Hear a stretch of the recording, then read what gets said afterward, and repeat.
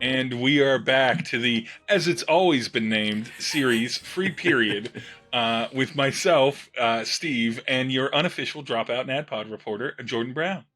Hello, welcome to Free Period, the show we've always had. If so, you know how everyone believes that things were different in the past, and then they find out, and there's a whole Mandela effect around it.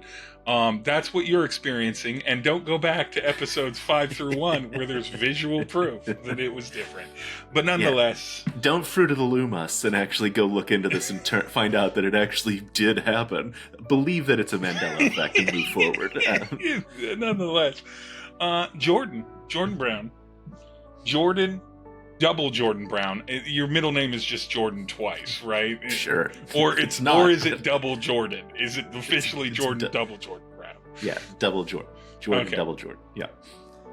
We had a party episode. We had party politics. Yeah. This episode, it was all the party. Like, it was all the party, and it was a wild thing to do directly after such a heady and meaningful combat, to just be like, and now we're going to take 2 hours and we're going to do a high school party. I saw Caitlin from Screen Rant had an interview with Zach Oyama, and they were like, it's wild that because episode 6, right? Yeah, episode 6. We're 6 episodes in, and 1 week has passed in, like, the world.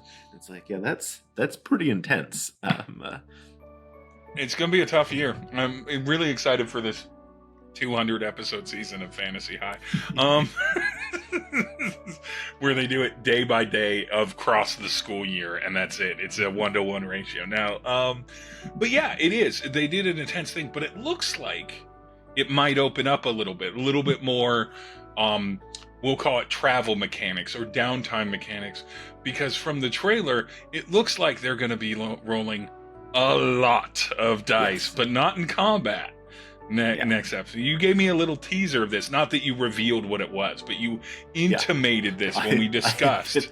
I've been sitting on this forever.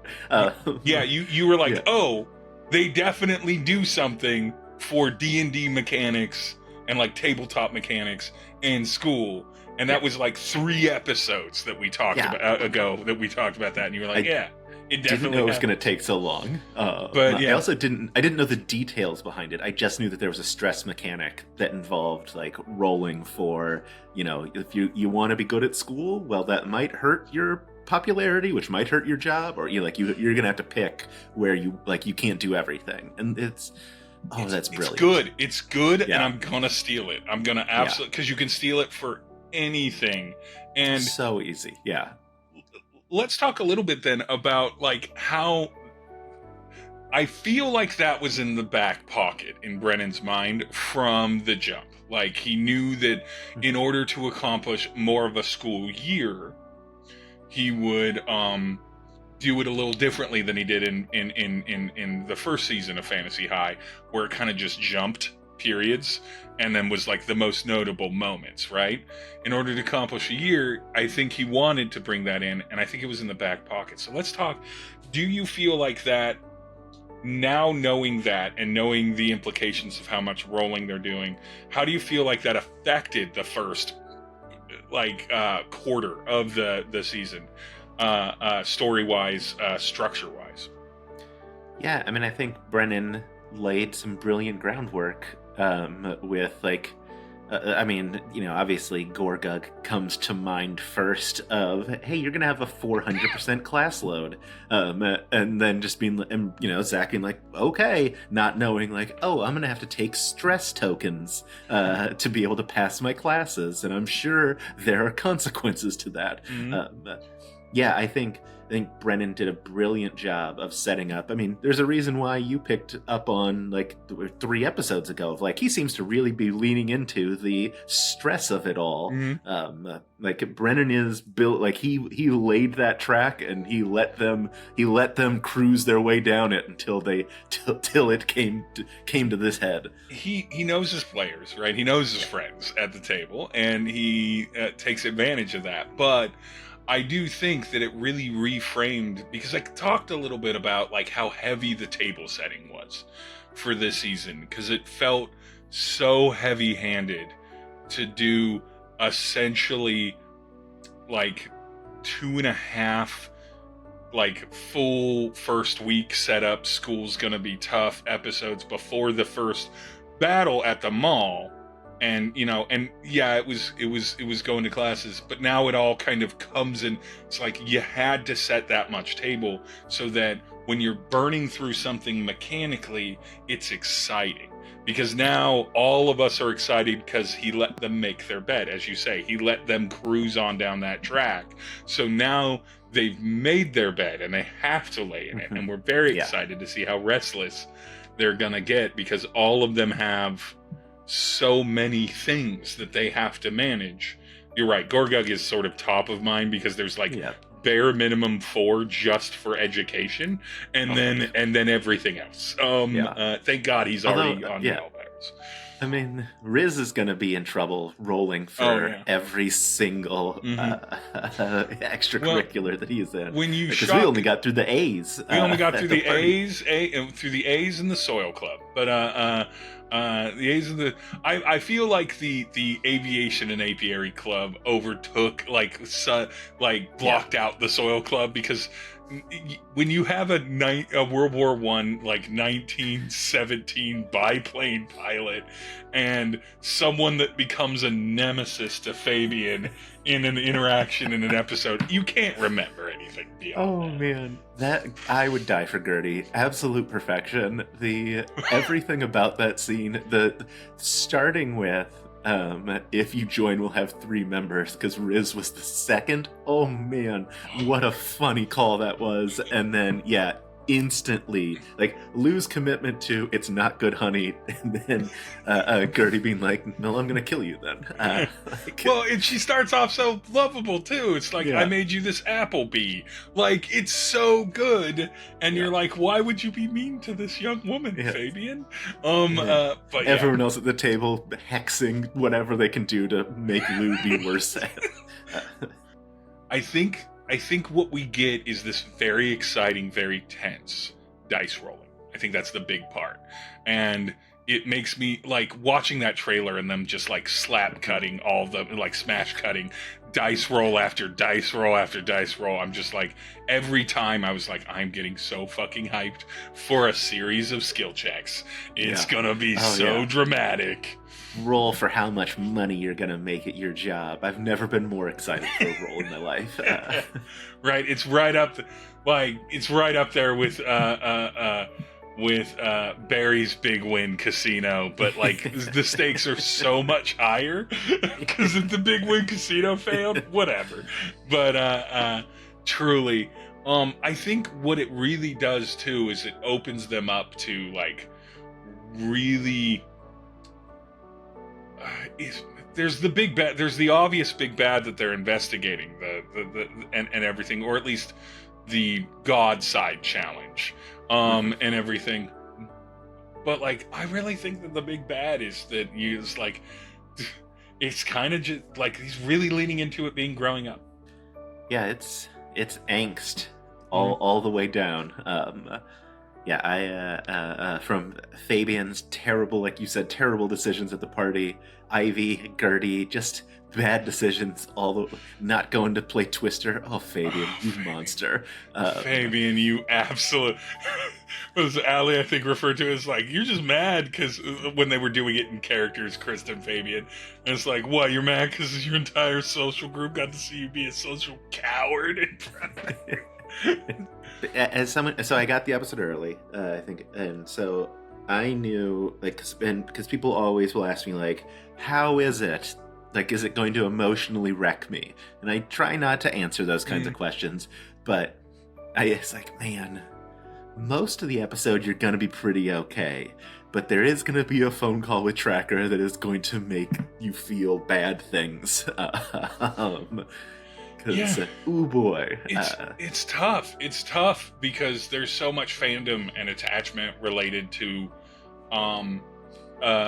the Kristen Tracker relationship because we love our little sweeties and we love it. And they started so chaotically, joke at the table, healing each other, 69ing, right? Like I am, looking for everyone to be sad, right? From this season because I enjoy people's sadness. No, that's not the case, but I do like a good hard moment, and Brennan and Allie are brilliant at good hard moments as two people that love discussing philosophy. In that same sort of way that a lot of television shows kind of have a start where you're like, I like this, but I don't know where it's going, and then it keys in at a certain episode, and it really locks in the audience. I feel like this episode into next episode, and knowing that that's there is like, oh, that's where this has been going since episode 2, essentially. We're stacking problems, and we can roleplay that, and you all will do that. But what if we mechanize it a little bit? What if I mechanize and weaponize the problems that you have built for yourself? That you made for yourselves. I didn't tell you to do all of this. I didn't tell you to go to Warlock class. Audit the Barbarian class. Get your sophomore album done, which you're actively avoiding. Like the only fault for Emily is that there's the Gleer thing is the preseason discussion, and that was a team effort. She can throw that at Brennan's face, like I did this for you. Nonetheless, let us go to the first commercial break. Okay, so I need to frame this, and I'm going to do it real quick. Again, these commercials are usually for Joordan Brown's Patreon, and we joke a lot about it, and we joked a lot about it last episode, which was totally called Free Period. Ignore the top banner and anything else that we mentioned in the episode about its title. And then we joked about it, like, what a wild thing. And then, like, a thing happened, and I got really in my feelings about it, and so I couldn't ignore that. So the Doctors Without Borders is like a gimme safe bet for if you're concerned about how you can help, where your empathy lies, how the money is spent. Just a tried and tested, brilliant group of people. And call your local representatives, especially if you're watching this from the United States. So do that. This will be a fun times, goofy. We're coming back to it. I don't know what it is yet, and I can't guarantee that something isn't going to happen between the time we're recording and now. We got a whole weekend of potential sadness. I do these at like 3 a.m, Sunday night, Monday morning before they go to upload. So I'm praying that this weekend is mostly still like orbiting like Taylor Swift and Travis Kelce or something like that, where it's not going to affect it. We'll have the stock footage. No one will understand why the ad is that way. But I'm so need to confidently, for the handful of you that I know come back and watch each episode, we were so glib that when I watched the back, I'm like, this feels tonally wrong, and I should have probably, but I was so like into it at the time. Anyway, thank you, Jordan, for sponsoring another episode of Free Period, and we'll be back right after these messages. This is a picture of Joordan Brown. Now, I know what you're thinking. Hey, Steve, where's the funny little bits, the commercial parodies, all the B-roll that you have to justify with these little commercials so that you can continue paying them monthly? Well, there's none of that here. It's just a picture of Jordan, and we're going to enjoy it, with a little bit of silence at the end of this commercial, out of a sign of respect, or maybe because it's just a nice picture, and I thought we could enjoy watching it together. Patreon.com/TheJordanBrown. Enjoy.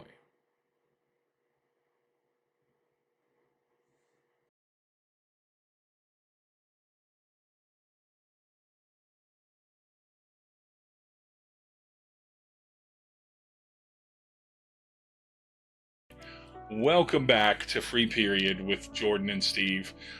Steve spelled it's with always been. It's been that. By the way, Steve is also spelled with an O. You get to pick where it goes. This is such a side tangent. You can absolutely cut this out. One time I'm leaving it in. I never cut your dialogue. Great. I was dating someone, and I was going with them to a wedding, and they told their friend, like, it's because I was their plus one. They're like, it's Jordan with 2 O's, and the friend was like, with 2 O's? And the person I was dating was like, yeah. And we got there, and my name tag said Joordan. And I was like, incredible. When Jordan with 2 O's.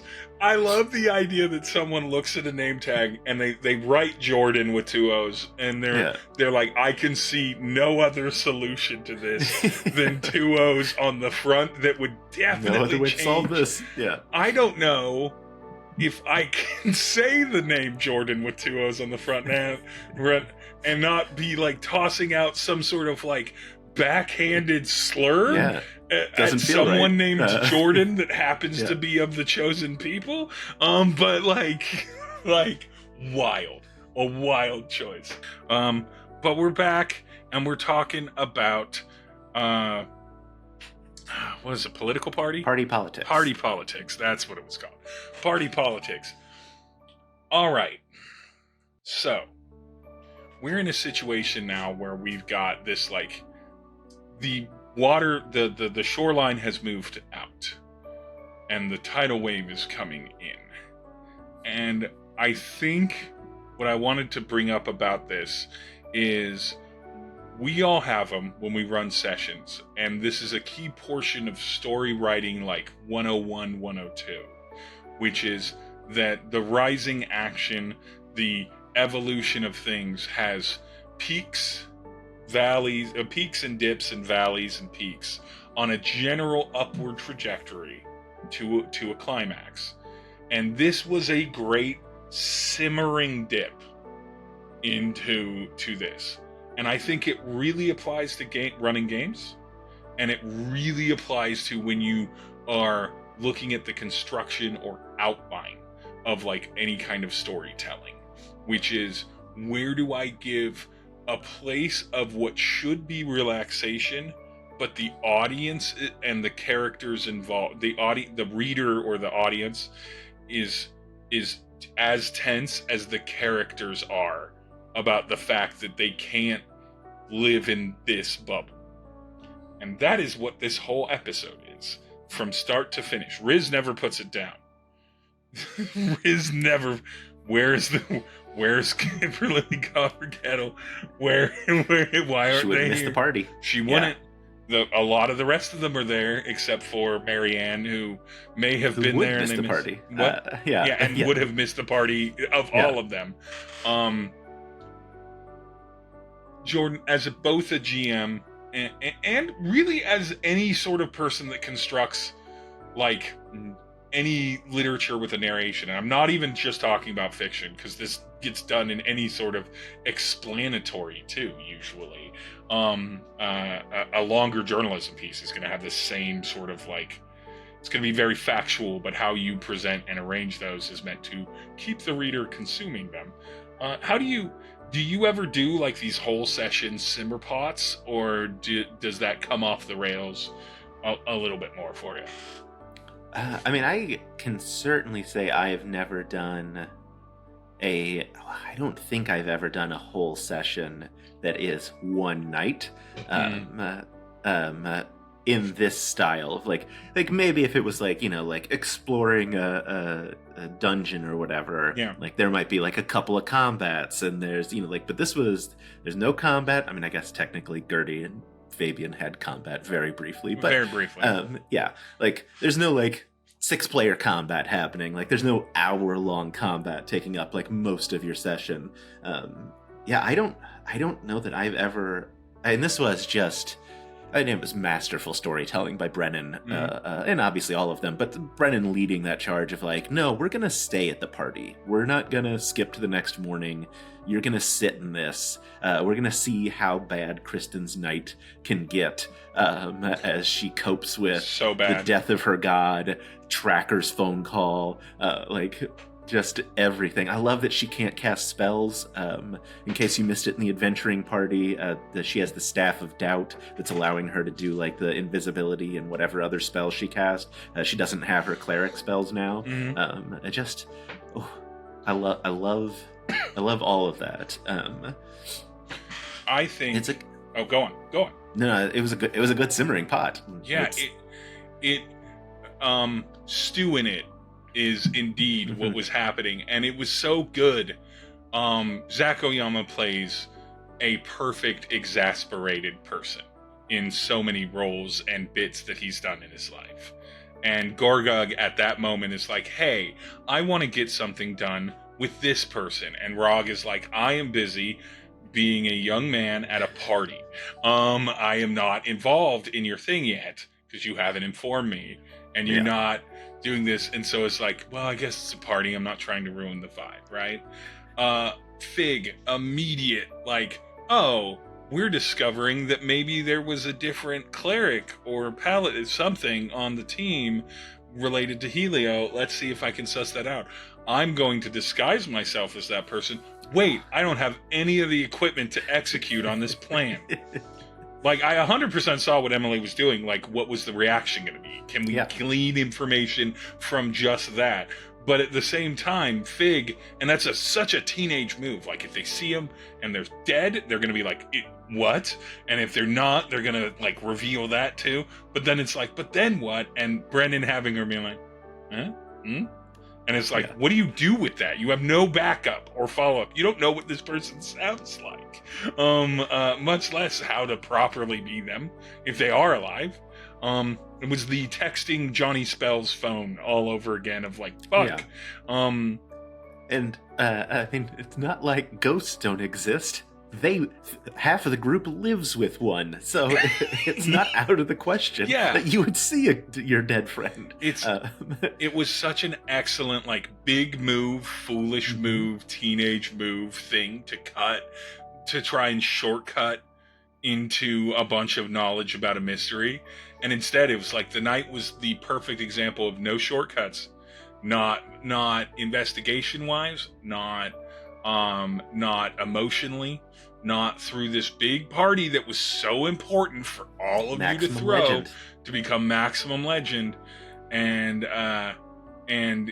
it's just gonna be indicative of I think the whole year. And I think that this season might be one of those things where there are people that are like, I love junior year, but like a big portion of it just gives me too much anxiety to watch if I'm paying too much attention to it. Yeah, it's a crown of candy, but for teenage stress. It's the goof season. Jordan, Siobhan, liar. Well, admittedly, Siobhan was pretty goofed this episode. Yeah. This Party Wizard Adine. So Party Wizard Adine. Keep it frosty, bitches. Is with ice methods. So good. Like, when critiquing media, like outside of actual play, a very common thing that people talk about in film and in television too is things feeling rushed or too busy or unearned, which are all basically saying the story beats were moving faster than I feel as an audience member is appropriate for them to move, right? Whether it's because there's lots of plots or because there's like or there's a little bit of time to tell less plots and they're just not seeming to give you the connective tissue of it. Yeah, I feel like that hits a lot, especially in like TV, if there's like a mystery and they don't want to reveal it, so they give it to you at like the finale, and it's like, okay, but now I got no time to really stew in what any of that was. You just jump straight to and answer, we're end. Like, you don't want to rush pace. You need to meter out the mystery, but you also want to earn everything on the journey. Actual play gives you more time for that, especially more traditional ones like Critical Role, where you literally have 100+ episodes. So you have, in a Critical Role season, 350 to 400 hours to tell whatever story you're telling. It's huge. But even Dimension 20 limited, the full seasons are still 40 hours. They're still easily 2 full network seasons of television to tell the story. And so you can just take an episode and be like, we're going to live in this, instead of the instinct to just give people cool new things every episode. Taking 2 hours between the stress mechanic, taking a session between setting up all of the stresses and then making them roll for it, is maybe one of the best storytelling strokes that this could have done. And it's so funny because it's filled in a party with tons of bits. It's so riddled with tons of bits. There's a swimming pool full of tartar sauce, and somehow we're coming out of this with the most stressed out part of the campaign we've ever had. Yeah, and we're going to be stressed out. And then next episode, like, it can't not be a banger now. It's fully set up its audience to be that. And now that everyone knows what's going to happen, we're all going to be on the edge of our seat on every roll.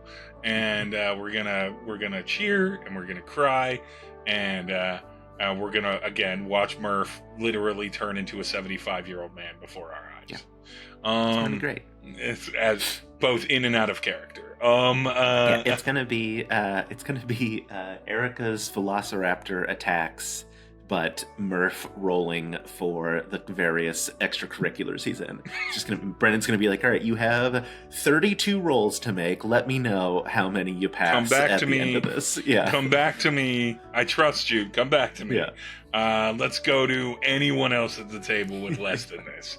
Well, we're on break, and you're watching wonderful fan art from the fan art community. Seriously, go down to the description, go to their accounts, follow them on their chosen social medias.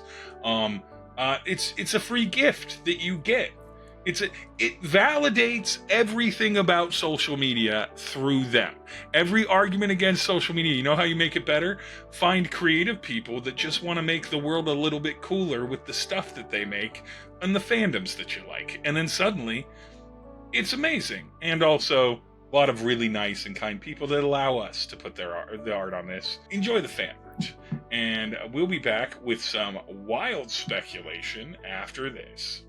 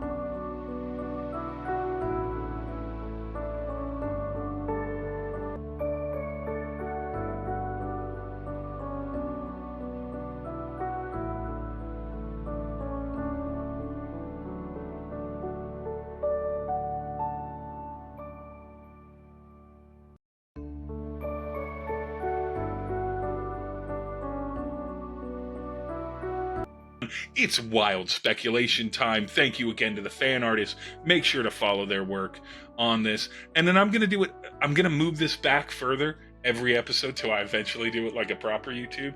If you like the fan art and the discussions we have, thank you so much for watching this. You don't have to do any more than that if you don't want to. But if you wanted to subscribe, if you wanted to follow, if you wanted to do all the things YouTubers would like, I love that. I actually have enough metrics now to know that only about 18% of the average viewers subscribe to the channel. That's great to me because it means that people that are fans, and trust me, I'm not really going to make any other content that isn't about actual plays because I can't motivate myself to do other content. I want to. This isn't my TikTok channel. I'm not going to go like wild in every direction I want. So if you want to subscribe, great. If you don't, also great. That's fine. If you want to leave hate comments down below, address them to me. I am here for your hate and I'm ready for it. I can't handle it. Don't send them. Don't send them. Jordan's a fragile little baby man. Yeah. just the gentlest of souls with no armor whatsoever. No, do address them to me because Jordan's busy and an adult and has like a child to raise. So good. We're about wild speculating on Fantasy High right now. That's what we're doing, and we're totally gonna do it. Let's talk about what we think. How do we think? Because I know you don't know greater detail than sort of what we all know now at this point. As far we are even with my knowledge. Yeah, we're even with your knowledge. Okay, we know the system, right? DC 5, 10, 15, 20, 25, 30, right? Very stressful. Immediate order of necessities discussions and like orders of magnitude difficulties increasing on things. Stress tokens for rerolls.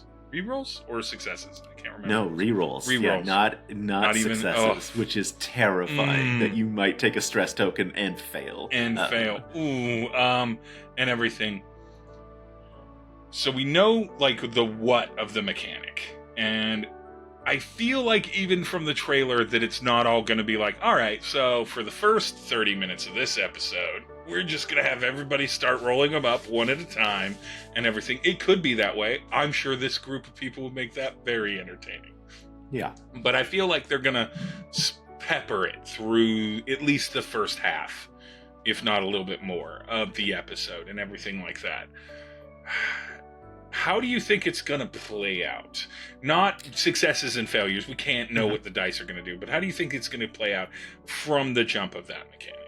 I think we're going to get... It's going to be Downtime, Unsleeping City style, where we're going to get like individual scenes that like a player will call for, whether that's with more members of the group or if it's, you know, just Riz in the aviation... Eggfort Aviation Club, whatever the name of that one was. Riz trying to fly a World War I pilot or fighter plane. Honestly, if my high school had that shit, I would have jumped on that instantly. Yeah, so good. Yeah. But yeah, like, I feel like we'll get some of those scenes, and now I've got a full thought now. Okay. We're gonna rewind that. Rewind the thought. It's fine. I totally am gonna edit this out. Wink. So what I think we'll get is, I think Brennan will have the players decide what's most important to them, and then that will be the called scene that we get a roll for. Part of me hopes they roll before the scene, so that it then, like, if it is a catastrophic failure, they get to, because they're so good at that as well, they get to lean into their failure and be like, it's Fabian's big day out kind of failures of just like, no, he's perfect shit in my mouth. What if Fabian rolls so bad, Chung Sound Bim is just summoned? Like, it has to happen. I think this group. I think you're 100% right. I hope they don't have to, but I hope that they do the roll in advance and then run the scene. I would love them to be like, I would love them to go all the way. Okay, we're gonna roll and everything, and before you roll, I want you to tell me what you think is the most important thing in this roll, even if it's not the first thing that you're rolling. Like, what is the thing that you're most interested about in this context? Then do the rolls, and then based off the result of that rolls, without being able to pivot, based off success or failure, they go into it, because this group can do that. But, like, this group could play it in their sleep. They could play it in their sleep, and they have played things like that in their sleep. It'll be Squeam all over again. It doesn't matter what you ask of them. They're going to sell it so hard to the audience that we're going to be like, no, Zach wanted to fail his artificer classes all along. That's what he wanted, because they're just that good of improvisers. It's why people think it's all scripted, is because they're just very good at it and very willing to just be like, I feel like they have attachment to their characters, but and they have hopes for them, but they're not precious ever with what happens to them. And that, obviously, there's session zeros and there's all the stuff that they've all talked about, but like, that's all honored and gone out with and there, and that's what makes them such phenomenal improvisers. As Brendan knows, he has full license to do what they need, and they're enthusiastic to be surprised and figure out how they're going to play in that scene. Who's gonna fail the most? Is it gonna be Zach that fails the most? Is it? He's got some pretty hot thing. He's got to get to, like, if he takes education in the first 4, he's got to get a 20 on the last one, and like a 5 probably, a 10 also probably, a 15 questionable, a 20 more questionable. And then he's got other things he's got to do. He's got to do the owlbears. Especially because it's in that order. And you know he's going to get a 20 on that 5 and just be like, oh, man. Like, I wasted it there. I think, Zach obviously has a ton. Man, I'm worried about Adine, though. Siobhan's not been rolling super strong this season. Good rolls, bad rolls, but like a little bit, it feels like they've been struggling a little bit more. Yeah, and boy, money is such a, as everyone I think at that table came from modest means. Yeah. I think, that instinct of like, oh, I need more money and I don't have it is going to kick in real hard for Siobhan, especially because you need barrels of diamonds. Yeah, you don't need some more money. You need significant more money. You need your inheritance now. That's... Oh, I'm worried about Adine. I think that's my... Gorga definitely like academics, but Adine, maybe it's because I also don't come from money that my brain also was like, that's the worst one when you feel poor and other people have money. What is it? Having money gives you more chances to screw up. And as Fabian is attested to, it just gives you a longer leash to fail. He's got so many gadgets in his basement that have been stolen. The reveal is like, yeah, your dad was just buying all this tech because he thought it was cool, which is accurate. That is 100% accurate. 100% what Bill Seacaster would do. And B, he's like, oh, that's an important thing? I don't understand it, but it's mine now. And B, just a perfect Fabian, like a further, more realistic joke on Fabian not knowing what is in his own house. Yeah. You know what I wanted to call out? You know what neither of us said? Neither of us said one Brian Murphy, notoriously bad roller, but not this season. This season. Emily cooked his dice in the moon. Yep. They're rolling hot. He's been rolling pretty decent this season, and it's the season of Murph. No one else is calling it. I'm calling it that. It's the season of Murph, and Riz is gonna succeed. I mean, again, when you are high enough in the level as a rogue or a bard, where you can make sure that you cannot roll below a certain number. That can't roll below a 21 investigation. I think. Yeah. It's just so good. Like. The thing Murph so desperately needs is reliable talent. I can't be bad at the thing I'm supposed to be good at. So perfect. And so I'm excited to see that. And I'm so excited to see every bit of the stress mechanic play out. I don't know what the stress token... I love that we don't really... Yeah. He didn't give us the consequences of what they were doing before this mechanic. And now we know that there's a consequence of success and failure or potentially taking on stress tokens. We don't know what the stress tokens consequences are.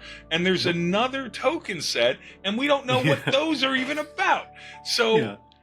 When you can, as a GM, give your players a story mystery, a mechanical surprise, and then a mystery based off the mechanical surprise, you're doing it right. You're doing it right. Yeah. I understand why Carlos Luna thinks that this is a very good season of an actual play. We're about to get an incredible new mechanic that is a mystery baked into it. Like 20th episode of Fantasy High. It's junior year, right? Last episode, second part of the finale. Classic and everything all looks like it's wrapped up and everything right there. We do the denouement episode, the like, oh, it's so kind, what's the last scene, what do we see you a week later, 2 weeks later, stuff like that, right? Literal last beat of the thing cuts to a moment where Brennan stands up and is like, good game, everyone. And then he goes, but we're not quite done yet. He stands up, he walks away. Abria Iyengar sits down. The next Fantasy Sci season is run by Abria Iyengar. That's my wild speculation. Not gonna happen.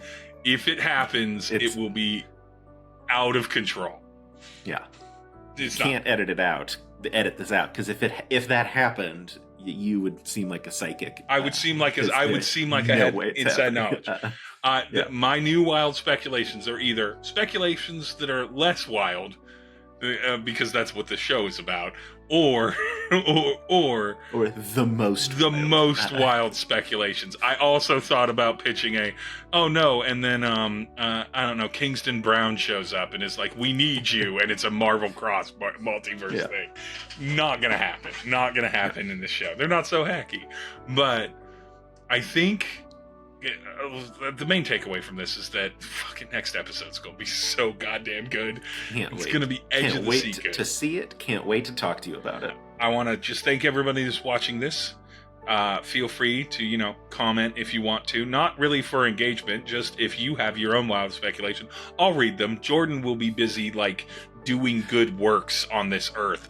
I don't have anything in my life except my spouse and Baldur's Gate. And though that's a lot, I'll be prepping my next Vic Michaelis interview. The important. What's going to happen when you go to Vic Michaelis 2 weeks after the last episode podcast?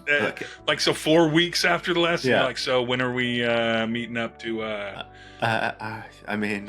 in the most recent time I spoke to them, which was yesterday, it was a heavy implication that our friendship ends the week after VIP is over. Oh, no! It's so sad, but I don't believe that. That doesn't seem like Vic's vibe. But if you want to watch more episodes of this, we will have another episode of this next Monday. Yeah, because I get back Friday. Yeah, next Monday I should have it up. We'll have more Free Period. Free Period. It's always been. The show that it's always been. If you look at the YouTube playlist, it's called Free Period. I don't know if it's ever been called anything else. There's nowhere to look anywhere on any screen of previous episodes. God, I wish I could edit YouTube after the video was up in a way that wouldn't just take it down and be a new video. But nonetheless... my name's been Steve. This has been Jordan. You've been wonderful, and we will see you at Basrar's. See you in tartar sauce. Wait, no, see you in the tartar. There you go. You got it. You got it the second. It's late for you. It's okay. It's okay.